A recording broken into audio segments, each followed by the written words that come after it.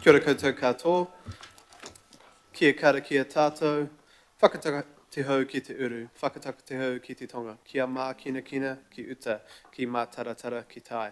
E he aki ana, te atukura, he atiu, he huka, he hauhu, te hei mauri ora. Morena everyone, and I'm just going to do a quick acknowledgement.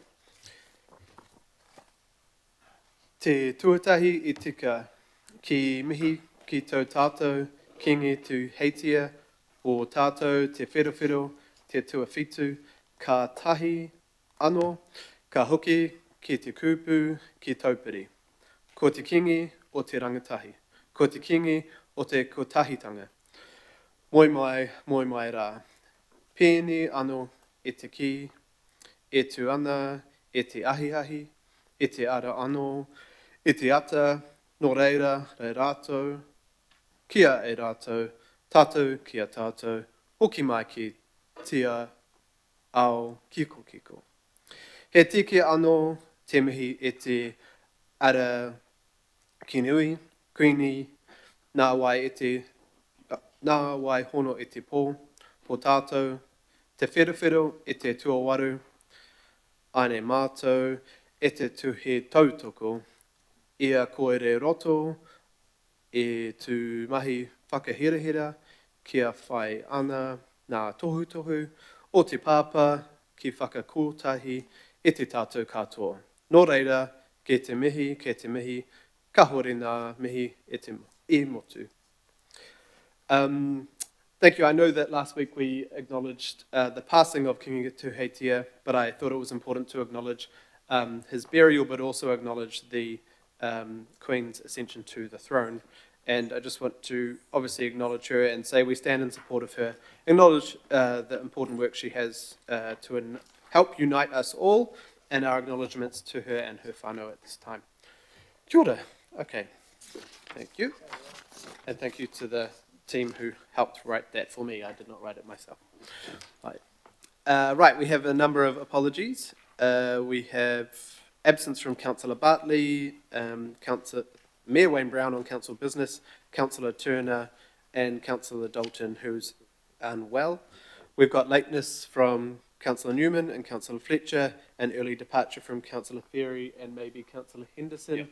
Although I'm sure we will be efficient and everyone can leave at the end of the meeting because we'll finish on time. Could I please have a mover for that? Councillor Foley, Councillor Baker second. All those in favour? Yeah, just sorry. Oh, sorry, Chair. It's Councillor Newman here. I am online, but sorry. I will, and I will remain online. But I hope to be there in person as soon as I can. I just got a private appointment. Thank you. Cool. Thank you, Councillor Newman. And sorry, I hadn't looked up to see who was online. Duncan, would you just want to read out who was online? Currently online, we have Councillor Walker, Councillor Leone, Councillor Filipina, Councillor Watson, Councillor Newman, and Councillor Sayers. Kia ora, thank you. Are there any declarations of interest? I'll have confirmation of the minutes. Councillor Ferry, Deputy Mayor. Any questions? All those in favour? Aye. Are there any petitions? There are no petitions, sorry. And we have one public input that was deferred from August. We have Northern Netball that are here. We have Phil Viver, the Chief Executive Northern Zone, and Karen Ross from Community. She's the Community Netball Manager. If you'd both like to come forward, nice to meet you this morning. And just the microphones in front of you, if to bring them a bit closer to yourself, and the button on the right just turns that on and off there for you. Thank you. So you've just got your 5 minutes with some questions, and yeah, welcome. Kia ora. Thank you, everyone, and appreciate the opportunity to speak to you today. We have recently finished the upgrade or update of the Auckland Region Netball Facility Plan, which is what we want to talk to you about today. If I can get this to work. There we go. So just a bit of background about Netball Northern Zone. So we're one of 5 zones under Netball New Zealand. We cover Auckland and Northland, spanning from community grassroots netball through to high performance, and we run the Northern Mystics team that play in the ANZ Premiership at the elite level. Across Auckland, we have 11 affiliated netball centres, and 7 satellite sites that are used for netball. There are approximately 173 clubs and schools engaged in netball activity, and it is the largest participation sport in secondary schools, full stop. So we're really proud of the heritage and history of netball, particularly in this region, but throughout the country. And in 2024, we're on track for growth of around 8% to lift our membership in the Auckland area to just under 42,000 participants. And we have growing diversity, so an increasing number of boys participating in the sport, which has traditionally obviously been a female sport. So we have, from those 11 centres, quite a diverse range, so a smaller centre, Waiuku, with just 6 netball courts, up to Auckland Netball Centre, which has 30 courts, a mixture of indoor and outdoor. So we have been on this journey for some time now. The purpose of the Code Facility Plan is to provide district-wide analysis and direction on the needs and priorities. And we've been held up by Active as an exemplar in this area, having established the work first in 2011. 2015, we established the Auckland Regional Netball Facility Working Group, which has representatives from Auckland Council, from Active, and from netball people across the region. And through those collective efforts, we have been successful in securing just over $5 million across the last 7 years to improve netball facilities. And a thank you to this committee for approving a grant last month of a further $1.6 million for the North Harbour Netball Centre to enable them to improve their building facility there. So it's really a big thank you from us to the Council for your ongoing support of netball. For 2024 plan, we really wanted to focus on 3 key areas. Do we have enough courts to meet demand into the future? Our netball facilities of a sufficient quality to provide good playing experiences? And is our netball provision sustainable, both financially and also in the face of other environmental issues such as climate change and the floods affected some of our netball centres, which highlighted that issue for us to consider. So the plan itself, which you can view in more detail, has plenty of detailed analysis, and we thank Visitor Solutions who authored the report on our behalf. And so we've taken a really wide view, looked at participation, catchment analysis. So this graph just shows the distribution of participation across the different local board areas. And we looked at different future participation scenarios, looked at refining our demand and supply modelling to try and anticipate where growth will come over the next 10 to 15 years.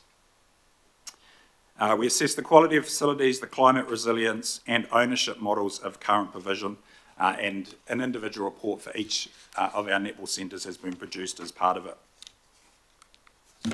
So the key findings from the report, just to highlight a few. So the future participation is forecast up to between 47 and 63,000, depending on how optimistic the modelling is. Geographically, we have no spatial gaps, but there are local boards with lower participation, particularly in the south. So we need to look at that and consider the factors that are impacting there. Court quantity perspective, Netball North Harbour is shown to be under the most demand pressure now and in the future. And we think initially this can be addressed through satellites, but we'll definitely need more courts in the north over the next few years. Several other netball centres have potential demand pressure depending on participation trajectory. From a quality perspective, Howard Pakaranga and Rodney, which is based in Wellsford, are both facing critical issues. And if not addressed soon, we risk having around 20 unplayable courts, which will cause supply issues. Beyond these critical issues, we need to continue investing in upgrading courts to rubberised surfaces to minimise injuries and prolong player engagement. And whilst it's a winter sport and we play outside largely, poor weather is still a detractor for young people coming into the sport, and so looking at covers and other ways to provide protection is also part of the plan. And building issues at North Harbour, Manurewa and Rodney netball centres as well. So from a sustainability of provision, interesting, there's different ownership models that we need to look at and consider, which has impact on who pays for what and how it gets maintained, that we need to keep considering. So in terms of priorities and what we need from council, obviously looking at Netball Rodney as a key priority. Unfortunately, some work that was planned has been deferred, and renewing 12 courts at Hauck Pakaranga, which has some money set aside currently in the council local board budget to adhere to, and obviously North Harbour with their building works and future growth opportunities there. So in conclusion, we just wanted to provide a quick overview of where netball's at and our forward planning of facility provision. So thank you for the opportunity. Kia ora, thanks for the very clear presentation and all the work you all do, and especially all the volunteers who I know are the kind of backbone of what you do. Thank you for those comments. We've got 2 questions already. Councillor Fully. Kia ora, thank you, Chair, and thanks, team, for your presentation. My questions are about that disparity we see in terms of participation in areas of high deprivation in South Auckland. Like in slide 4, it's pretty telling, that pattern where you've got more affluent areas have very high participation, and then you get to South Auckland, areas of high deprivation with very low participation. And I note in my ward, the Manukau ward, probably the lowest participation. And yet I know that a lot of talent is in that area, netball talent, and generations of netball talent through the PIC Church and through our Pacific sports networks.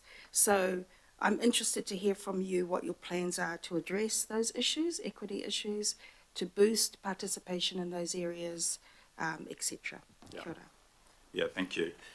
So I guess there's a couple aspects to that. The participation numbers here are through our netball centres, so it may not capture the full participation through the likes of the church networks and things, depending on where their membership participation. That aside, we certainly see this as an issue that we need to address. We've received some tūmanawa funding where we have some participation initiatives heading through Manurewa and Papakura netball centres to try and boost participation, get people into local schools, to introduce them to the sport, and then try and grow participation from there. So yeah, certainly the work that this project has done has really just highlighted that fact that more emphasis needs to be placed in that area. Kia ora, thank you. Sorry, Chair, just my parting comment, if you can look at Otara. Ngāti Otara has just been, the local board has just supported some money to improve those netball courts, but also Yes. Colma. Kia ora, Yes, thank kia you. ora. Kia ora, thank you, Councillor. Councillor Baker. Yeah, thanks, and look, well done.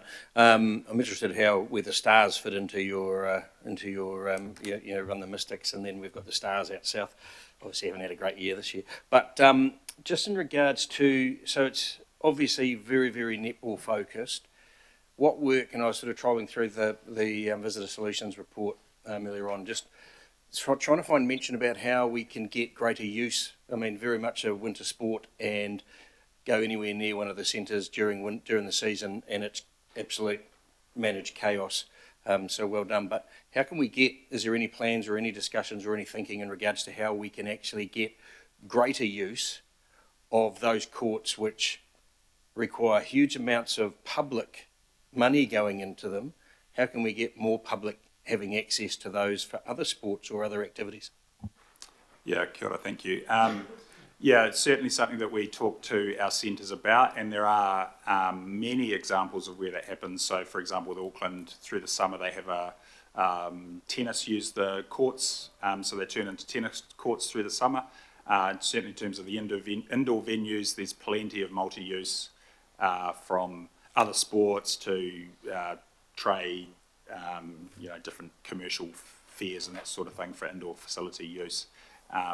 So obviously our focus is netball, but we are cognizant of the need to maximise the use of the facilities across the region.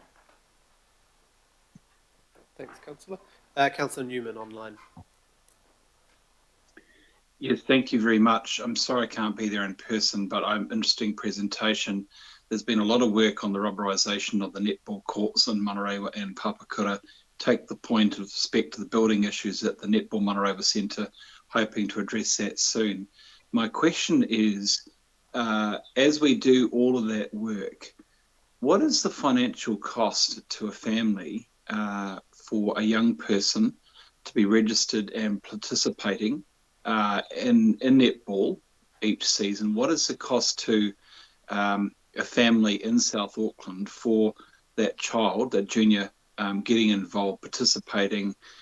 What's the cost of registration, the equipment, all of the costs that they will face, which could be the financial barrier to that child participating in that sport? You go throw that to Yeah, me, no, aren't no, you? I don't have those numbers specifically in front of me, but Varies by centre. it does vary from centre to centre, and the local centre is the one that kind of sets the charge. I know from my own kids' experience who play at the Pakuranga Centre, sort of anywhere from $80 to $200 for the season, depending on the level and age and stage. But then I guess you'd have shoes and other equipment and things on top of that. So it certainly financial could be a barrier for some. Thank you, Chair. Thank you. Councillor Ferry.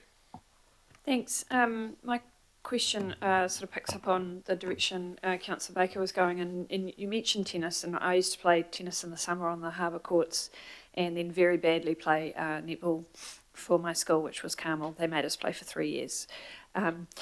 In the winter. So what I was curious about was what that relationship is like with tennis in particular. That's obviously the natural fit and the one that historically has been there around that maximising use of the courts, about potentially shared investment, shared facilities. Thanks. Yeah, it's an ongoing relationship that we're trying to continue to build, I suppose.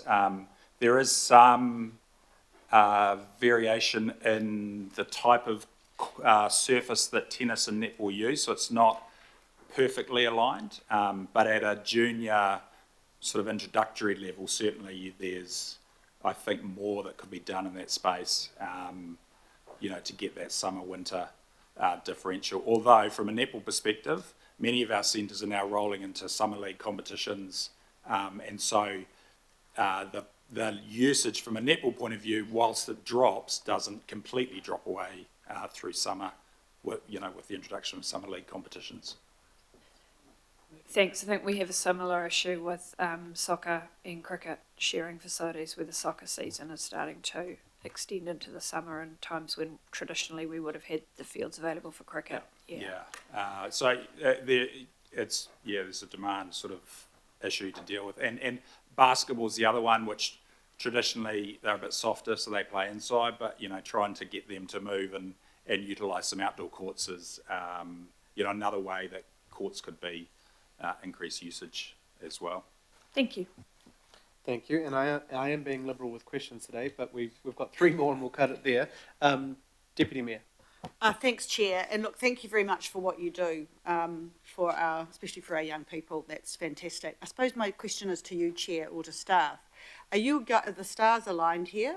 So the need that you're identifying and the investment that you're identifying, is that something that we have picked up and we are fully across by way of a deliverable from our end, a combination of both local board investment and regional investment to make sure we're all heading to the same place at the same time?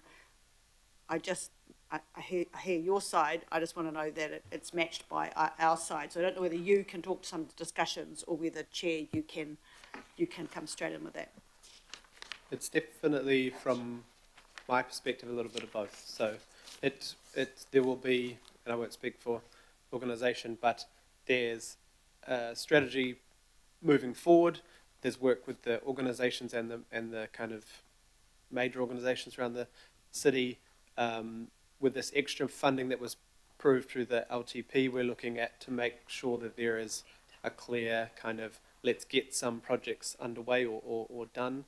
But obviously the groups apply to local boards for maybe, don't want to say lower level things, but it might be like nets or different things at a different scale than the kind of capital budget. So although I imagine you guys are trying to follow and work together, that's why you're here representing more than just one club. Yes, and the Regional Facilities Working Group for netball has Auckland Council representation on it, so we try and use that group to inform and work together to find the solutions. I guess the challenging part at the moment is with Rodney and the Wellsford courts, where some budget was allocated and that's been deferred through to 2026 to a point where those courts are almost unplayable, and so we are trying to address the short-term issue there before that work can be conducted. Yeah, I suppose you can see where I'm coming from. I'm quite keen to know regionally, between all the arms of council, local boards and us, what our investment is in Auckland netball. And then I want to understand what we need to invest. And am I confident that there's a path between the two, identifying that you have said we've got a critical area in Rodney, and I just want confidence that, potentially we'd relook at that and try and make it all work. Identifying you're one of X number of sports that we have to deliver for. Yeah, in my perspective and what I've seen, it's all about relationships and clear lines of communication, because a lot of our funding is contestable, so we can't kind of necessarily direct people not to apply at a certain time or to apply, but then some of that new 35 million or whatever it is, we might be looking for more of a targeted approach that maybe isn't as contestable, that takes us into priority areas, but that's still being developed at the moment. Thank you. Last two questions, Councillor Watson. Yeah, question about netball North Harbour and Councillor Watson, your speaker might be covered. We can only hear you very faintly. Is that better now, Mr. Chair? No, I don't. Yeah, we could. I'm not sure what more. But we'll try our best to. We'll try and turn it on at our end. Okay. Okay, that's a bit better. That's a bit better. Yeah. Okay. Great. So a question on netball North Harbour, and understand the building upgrade following the flooding, but in terms of that additional capacity, all roads have led to Onawa Domain for decades now. It's like a tsunami on Saturdays of people from all over. What is the availability, the current availability of other courts that could be upgraded? And I'm thinking you mentioned the huge demand in the north, where all those kids, certainly at secondary age, have to, journey 30, 40, 50 minutes to get down to Onawa every day or every week.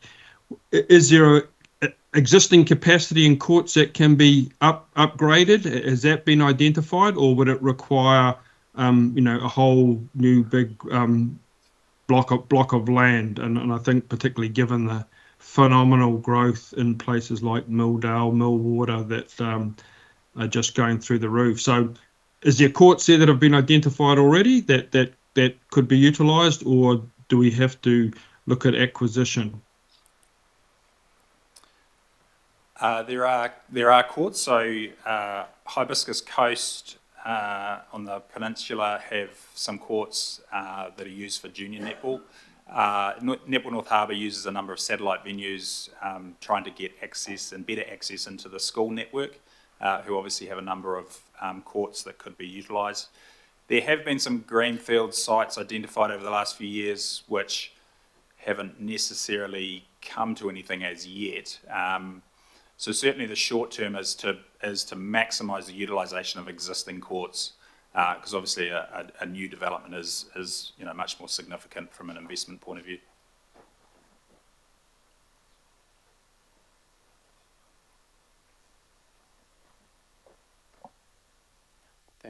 Thank you. I think Councillor Watson, are you? Yep. Yeah, that's fine. Thank you, Mr. Chair. Kia ora, thank you, Councillor. And last question, Member Hanade.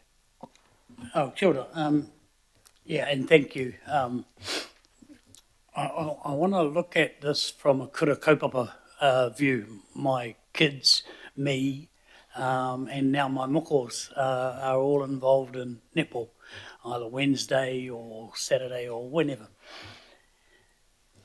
Is there a specific push for more participants in that area?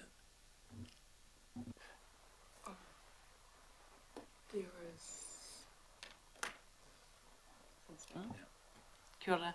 Are you talking about specifically from a kura kaupapa point of view?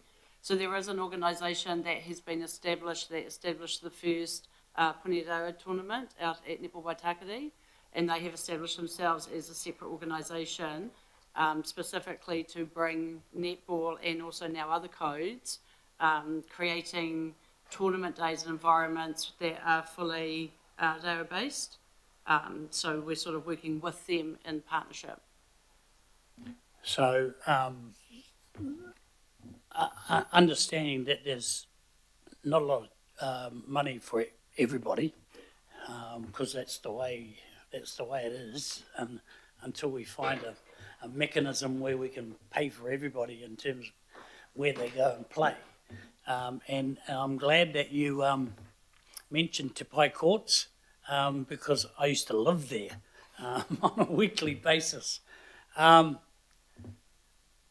It seems to me that what's not working, maybe, is the use of our schools, for courts. And every time you turn up to school, there's a court. Why aren't we using school facilities as much as we should? Yeah, good question. And I suppose this is a question for sport in total too, is there's for a long number of years now been an attempt to work with the Ministry of Education to create better access between community sport and school sport, and that has been challenging for a whole range of reasons. Netball is played within schools, and at schools, I should say, but I opportunity to try and do more, but it is a challenging space with schools having their own demand and their own views on what utilisation should happen within those schools. Kia ora, thank you. Thanks very much for coming in. I think those questions help get a bit more information out of you, so thank you. We did go way over time, but I think it's an important subject and we only have one public forum today. So do I have a mover? Deputy Mayor, Seconder, Councillor Foley? All those in favour? Aye. Thank you very much. We'll see you again soon. Good, thank you. Right, we do not have any extraordinary items. We do not have any local board input. And we'll go straight to item 8. We've got Dr. Imogen Bassett and Sam Hill.